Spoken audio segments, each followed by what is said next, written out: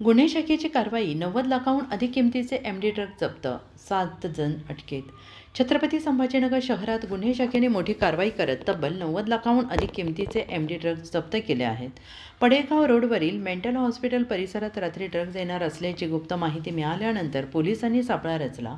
MP पासिंगच्या लाल रंगाच्या कारमधून आलेल्या संशयितांना रोडलगतच्या मोकळ्या जागेत ताब्यात घेण्यात आले. या कारवाईत 503.33 ग्रॅम मेफेड्रॉन जप्त करण्यात आले. त्याची किंमत सुमारे 90,59,940 रुपये एवढी आहे. आणि याशिवाय